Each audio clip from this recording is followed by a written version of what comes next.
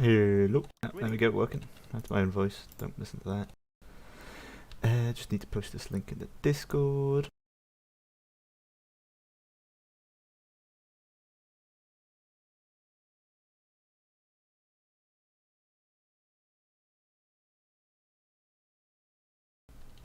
Oh, mine doesn't work. Oh well, link's there.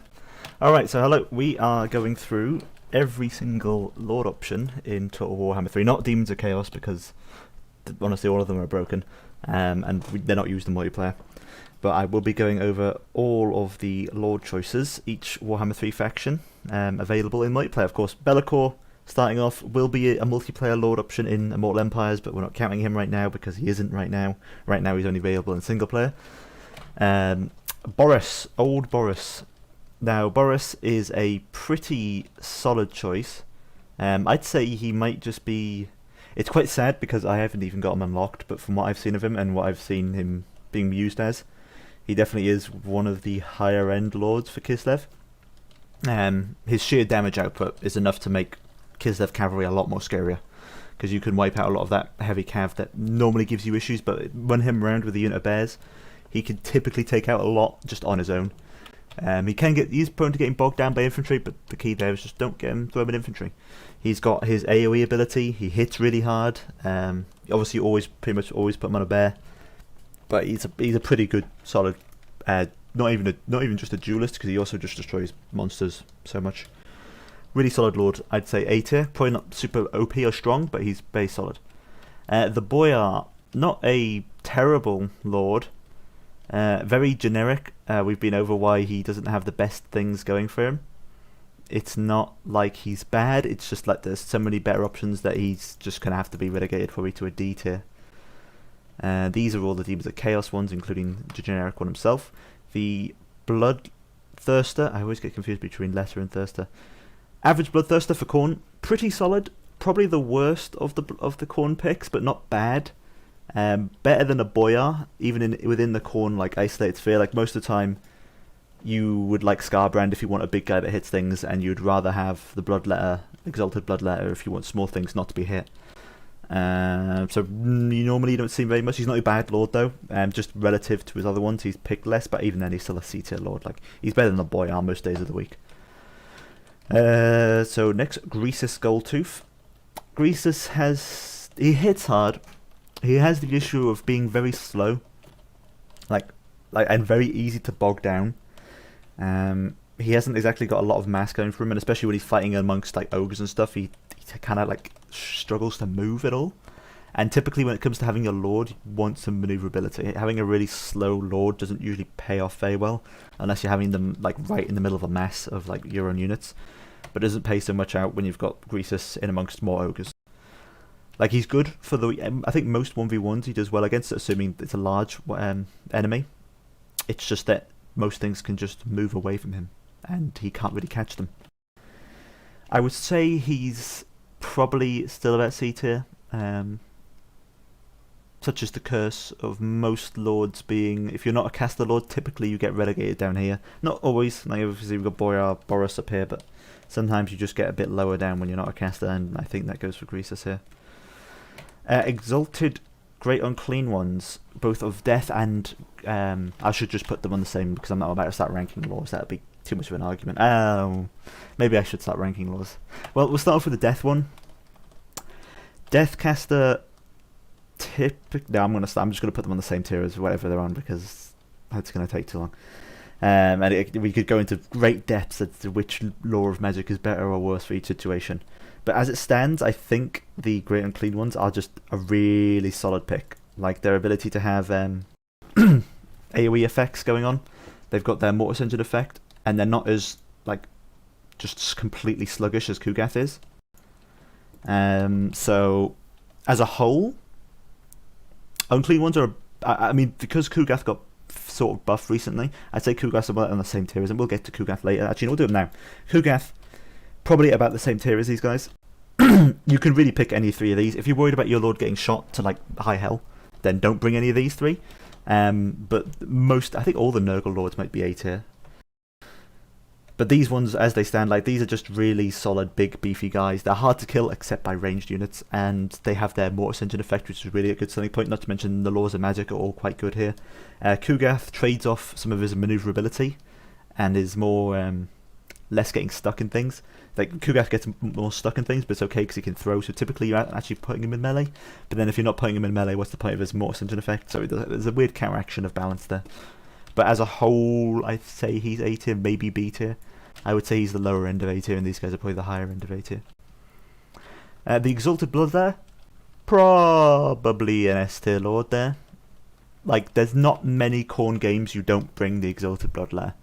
He hits extremely hard for what is a Blood Lair. He moves quite fast when you put him on the Juggernaut. He's quite hard to hit.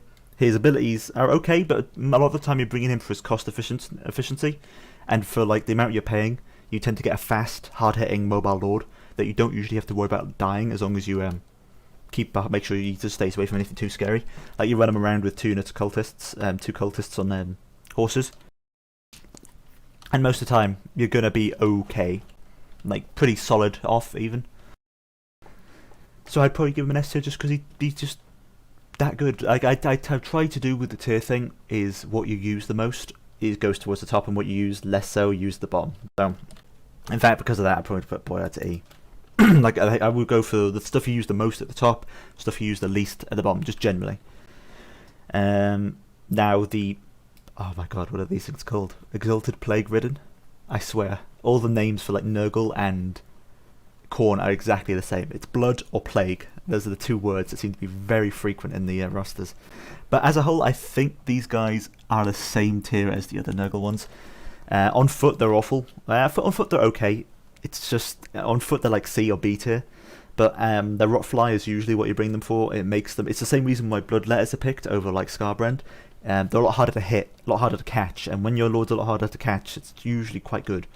And so against all those nice missile factions, you won't want to bring an unclean one, or Kugath. You'd want to bring a fly to buzz around the place and buzz people off, or bug them. So as a whole, yeah, I think all the Nurgle leadership doesn't really lack for much as a whole. So I'd say slap them in this A category, and you bring them all the time. You can't really go wrong, as long as you don't get like cannon shot to hell with these three. Slaanesh leadership, Exalted Demonet. No, that's not the word. God, the names, they're so similar. The single model, the infantry model version of the Slaanesh leadership. Okay, that's the one.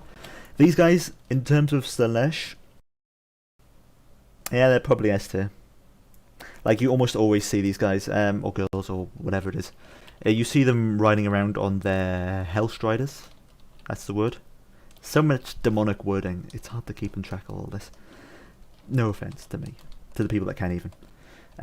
But as a whole, I should stop saying as a whole. These Exalted Demonettes, much very similar to the Bloodlair, Exalted Bloodlairs, they're small, but these are a lot faster.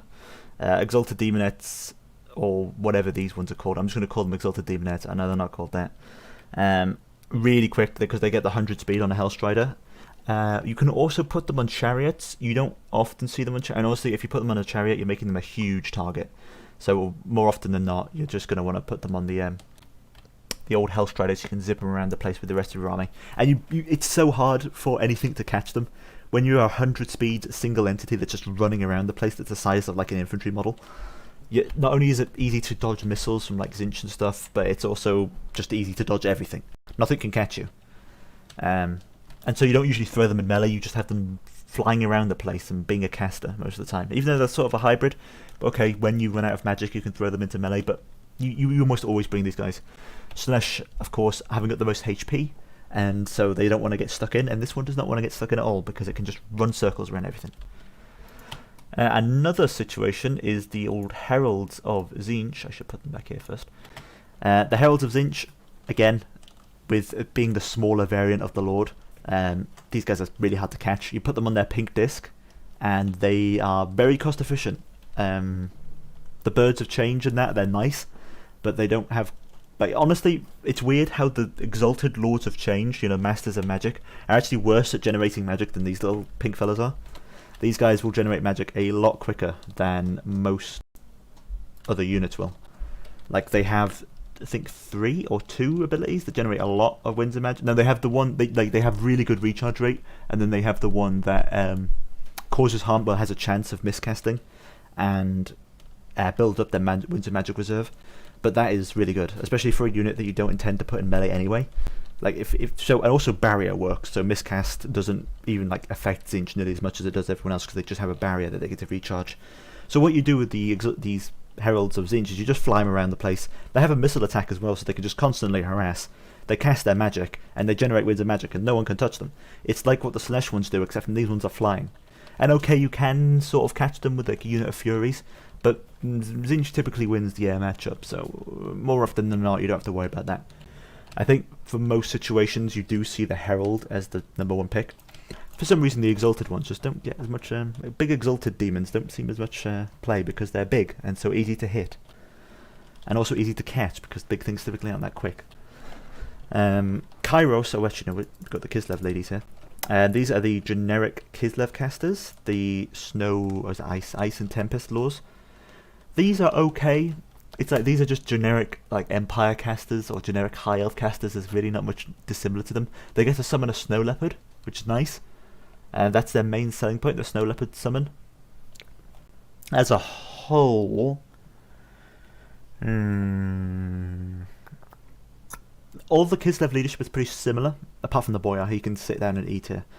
I'd say all of them are around A or S tier. I feel like it's unfair for me to give any of them S tier because I think they're most all of them are about A tier. So I think I will be giving these ladies A tier as well, just because they are picked about the same amount as the Boyar is. If it's like the Boyar is if you want your lord to do something like damage wise, and you have the other ones if you just want to go around the place and cast spells willy-nilly. And also these guys are quite cheap, or girls even are quite cheap, so you can save quite a bit of money if you take them just on a horse.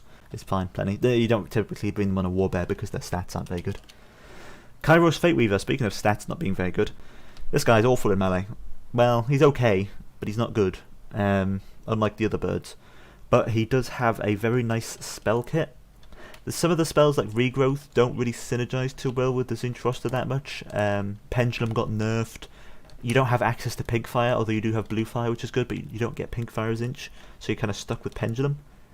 He has some nice passive effects. But as a whole, I should stop saying that, he's probably A tier. Because these guys can just provide so much more harassment. When Kairos is flying around, he just kind of has to sit there. He's a lot easier to hit. Sure, he gets his abilities which reduce, but typically you aren't bringing them because you want to get him as cheap as possible. Maybe he's S tier still. I think in terms of pricing, these guys are surprisingly similar to one another. And Pendulum can be quite good, especially against the human factions and some of those more heavily armoured enemies. Oh, what the hell. Kairos gets an S tier. I'm just going to give it to him. Why not? The Exalted Keepers of Secrets, that's the one. You don't see them much.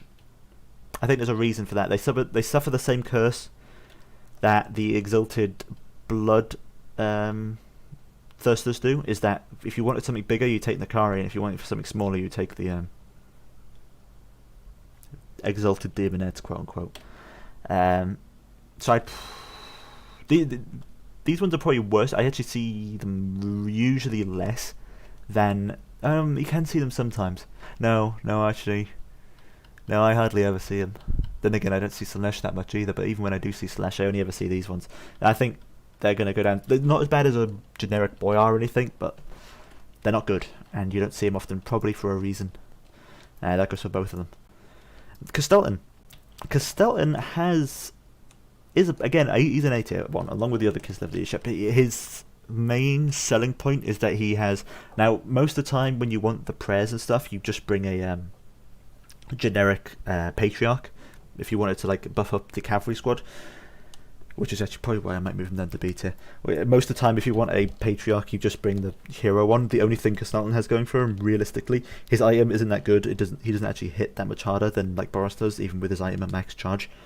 The main reason you bring him is that he has the I'm pretty sure generic patriarchs don't have it. I think it's only if generic patriarchs have it as well, he goes down really low. But it's because Constantna has the thing that gives AoE fire damage, which against certain creatures like Nurgle or certain healing factions can be quite good. Not to mention he has a few extra buffs, but as a whole, more often than not, if you want a patriarch, just bring a patriarch, as in a generic one. Don't bring old Castalton.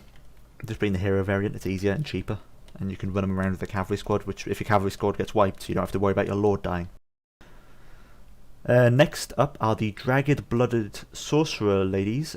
These are absolutely S tier. These are probably the best that Cathay Leadership has to offer, for very much the same reason that everything else that's in S tier is in S tier. They're small, nimble, you can fly them around on the Longma Riders, and they can cast spells to their heart content. They also get Spell Mastery.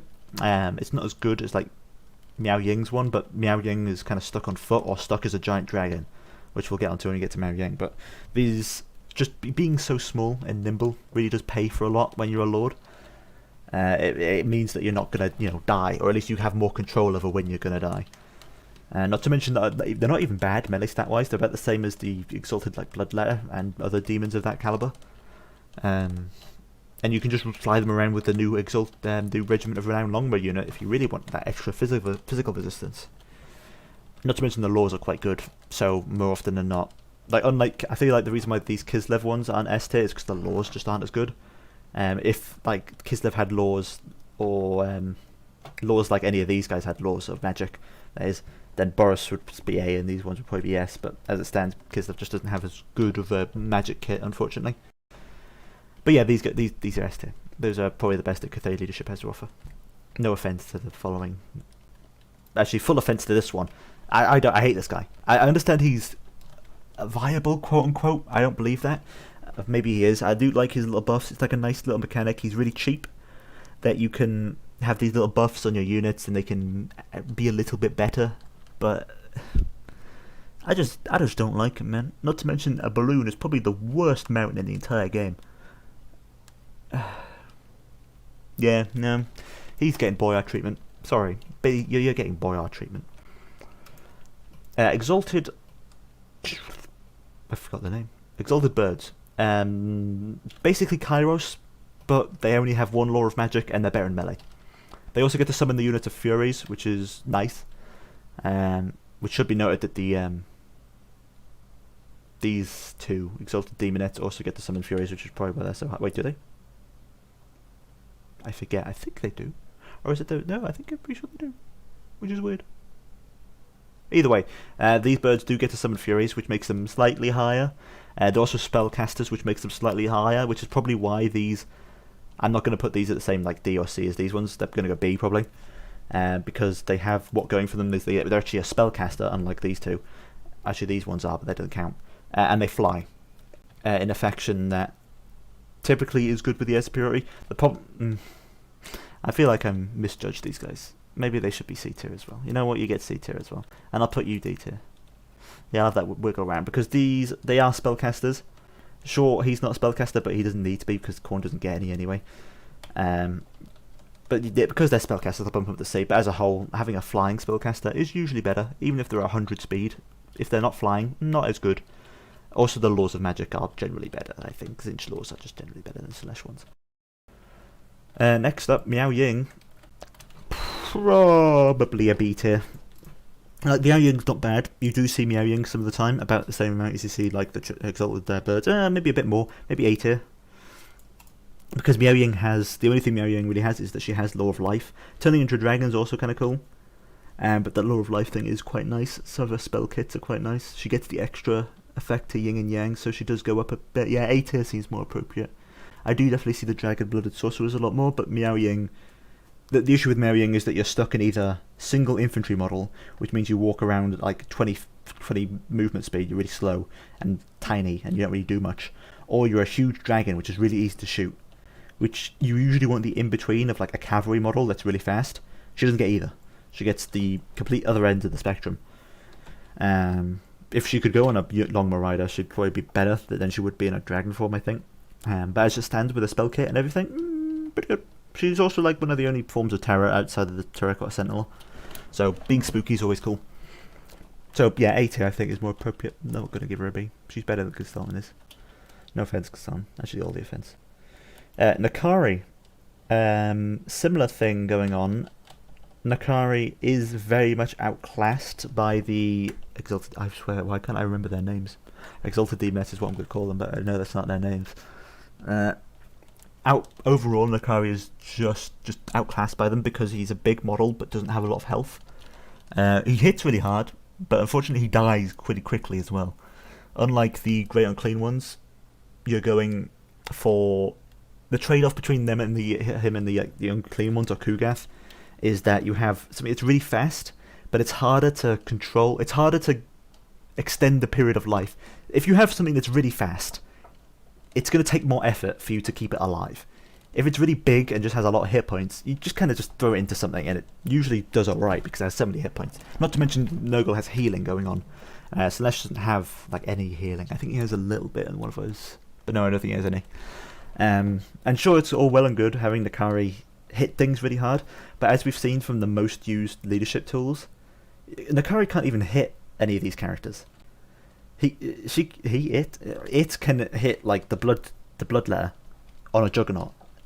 If any of these things are flying, or if it's in a mirror match, it can't catch it. So if it's not very helpful hitting things hard if you can't catch any of it, or touch any of it if it's flying up in the air. So as a whole, Nakari just isn't that useful. In fact, I might even be tempted to put him on the same tier as the Keeper of Secrets, because they say they very much serve the same purpose. Or Nakari doesn't get anything bonus to magic, I don't think. Literally, I think he just gets the extra huge damage. He hits really hard, moves fast, but so does the Keeper of Secrets. Doesn't get a shield, so easy to be shot.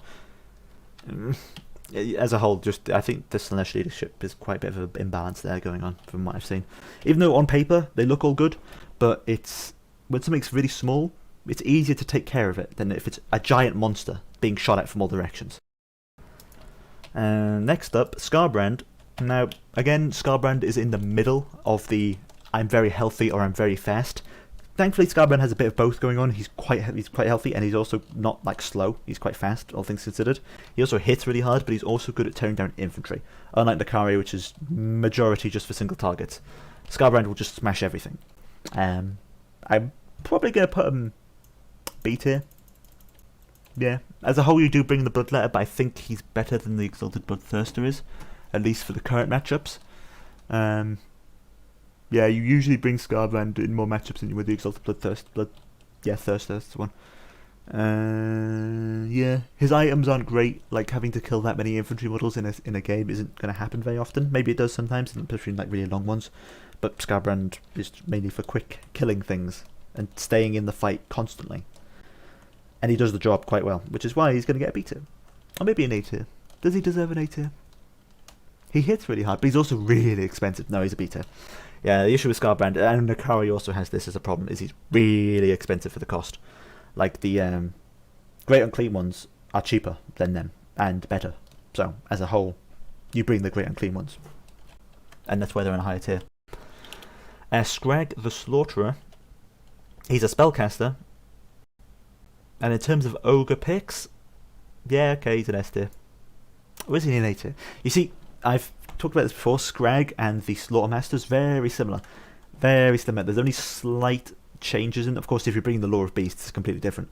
But in terms of the Slaughtermaster of the Moor and Scrag the Slaughterer, they're very similar. You're just trading stats in very minor ways. Unfortunately, Scrag doesn't do nearly as well anymore because Gorges don't do anything. They're like paper tissues at this point.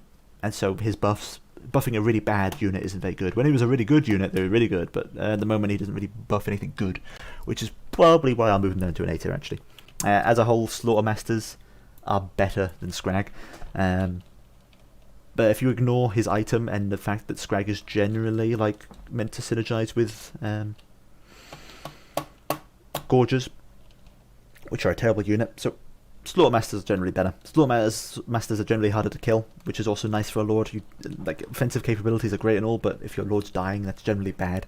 And Scrag has less defensive capabilities than the Slaughtermaster does. Slaughtermasters have shield and more melee defense, and they have a regen, I think. Scrag doesn't get a regen. And they also have Belly Slapper. Scrag doesn't get Belly Slapper. Slotmasters also have... No, I think that's all they have, generally speaking. But as a whole, Slotmasters are just a better pick than Scrag. I might even move Scrag down to B. Like, there was a time Scrag was S tier, like when it first came out when Gorges were busted, but it's just not as good as it used to be. He's not bad. I think he's still better than... Or is he better than... I might be tempted to move old Greasus up to B. I think having Scrag and Greasus on the same tier is what you typically have there. They get picked about the same amount, I reckon. Slotmasters are just generally better, though. I'd say Greasus is a tiny bit better than Scrag, because Greasus has, something different. If you're taking Scrag, you're just taking a worse version of what you already have, but Scrag is, Greasus is actually something different. He's a melee lord, not a spellcaster. And that's all the low ogre. No, mate, no, Tyrant. Okay, Tyrant. Yeah, Tyrant might just be the worst option. Actually, that's not fair. These three, you could spread them out. I'm going to put them all in... Oh, that's wrong. That's my push to talk going. I could split these three between D, E, and F, but I'm not going to stress over which ones are slightly worse or slightly better in the given, situations. These three are bad. Bring these if you're memeing, or if you like the generic Lord option. This guy maybe sometimes, but no, you don't bring these three. These three just don't. You just don't bring them. Please don't. Lord Magistrate and D, you don't. These three at the bottom just aren't good. Lord Magistrate, Tyrant, and Boyar, no. They're too generic. It's like you're playing Shogun Total War, Shogun Total War, Vikings, Rome Total War, like in 3 different lords. They're not good. They're just not. Don't bring them. Katarina. As a whole, Tsar Katarina, I think... I haven't had that much experience with Tsar Katarina, but that probably is a sign that she's not that good. As a whole, you usually see these two. I don't see Tsar Katarina that much, and I use her even less.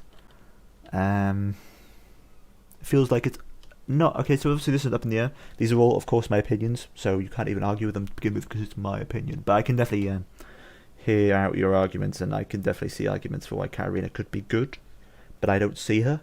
Therefore, I'm going to assume that she's bad. I think I see Castelton more than I see Katarina. I think. Off the top of my head. So because of that fact, I'll put her in B, just to be safe, because I'm worried she is actually good and I'm just being insane. But I will put her in B. Now, Zhao Ming. Zhao Ming. I think in all of my 150, 200 hours of playing Warhammer 3, I've seen Zhao Ming used once. And that was when I used him. Yeah, Zhao Ming is... I think the issue between Zhao Ming and... Wait. Oh my god, the names. It's not Zhao Ming. It's Zhao something. I'm gonna have... Okay. The difference between this one and her is that his Law of Magic is just worse. His general stats are also not as good, and his abilities are at best. Which is probably why I'm going to give him a D. He's the lowest ranked legendary lord, and I feel like that's understandable. Yeah, Katarina is definitely worse than Ice Witches. But how much worse? I'm going to be safe and put it in B. Definitely worse than Ice Witches, but maybe not that much. You've seen Zhao being used? I have not seen it being used at all. What matchup was it? Was it an understand? I'm trying to even think off the top of my head a matchup where you bring Zhao Ming. Or it's Miao Ying and Zhao Ming. No, okay, so the naming is Miao Ying and Zhao Ming. I think that's the ones. I think that's the right way around. God, why give us some easier to learn names? This is hell. This is the hell game when it comes to learning names. Yeah, I still think Zhao Ming is the worst legendary lord. I think he's worse than Nakari. He's not terrible, which is why I'm not putting him in F. And if you've seen him being used, I think a D would probably be appropriate. It was a corn matchup, eh? I could maybe see it. He's a big buff melee guy, and maybe trying to fight the big buff melee guy in melee might work. Maybe. But I think, again, just Dragonblood Sorcerer would be better. Or even Miao Ying. Healing's nice against Khorne too, as we see with Nurgle. I'm going to keep him in D. I think for now, let's just take a quick look through him. Let's take a skim read and see if there's anything I'd move. So, Exalted Bloodletter, yeah, he's used all the time. They're all used, like, all the time. I use them all the time. They're understandably yes. Boris A. Although maybe I'm just playing against Ted too much because I feel like that's inflated how much I see Boris. Because maybe I don't see Boris that much. Do I see Boris that much? Or do I just see Ice Witches more? I probably just see Ice Witches more. Okay, Boris, you go down to B. I think Boris is inflated by the fact that I play against Ted too much. And Ted only brings Boris. So as a whole, Boris stays at B. B for Boris, you know, it fits. Castalton, continue looking at Kislev roster. Castalton, nah, you can stay B. I'll have it. The Unclean Ones and Kugath, I think, are very comparable. Along with these ones, it's just different situations, I think, most of the time. Ice Witches are A. Even though they're the most picked Lord for the roster, they're not as... I feel dirty putting them on the same rank as these because they're not as good. Sorry, but Kislev leadership just is lacks a little bit. Miao Ying, A, probably. Maybe B. Maybe... Yeah, I'd say Boris is used less than Witches. I think I just play against Ted too much and he uses Boris too much because he likes big man with beard and funny hat. Castalton, yeah, he's balding, sure, whatever. Birdman. I don't see bird people actually use that much. I think all the generic Exalted Demons, aside from the Unclean Ones, are actually probably about the same tier. You see them about the same amount anyway. And so I might just shove them all down onto C. Scarbrand B. I think he's better than Greasus, generally speaking, but in the roster... Maybe Scarbrand gets an A, actually. No, but he's so expensive. No, Scarbrand stays at B. I always think maybe Scarbrand goes A, but then he's really expensive, so he's going to stay at B. Greasus and Scrag. Greasus and Scrag, I think, are lower C tier, lower B tier, even. Maybe high C, but I'll keep him in B for now. Katarina. Again, I think the three Kislev Legendary Lords are seen about the same amount. None of them are particularly awful, but they're all worse than the Ice Witch. Or Tempest Witch. Nakari, there still probably. Sorry, Nakari. Zhao Ming. You stay there too. And these three I'm not going to talk about.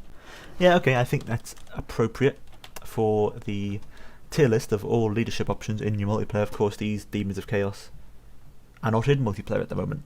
Well, at least they aren't in competitive multiplayer. So I'll do another one when Immortal Empires is like in full swing, and one day I'll have to rank all of those lords in one tier list. That'll be a fun 3 hours, I'm sure. But we'll have to wait and see for what Be'lakor is like then. Thank you all for watching, and I shall leave it there for today. Same time next week, we should pick up with something new, fun and exciting, hopefully, because God, I need some more content to use. Okay, thank you.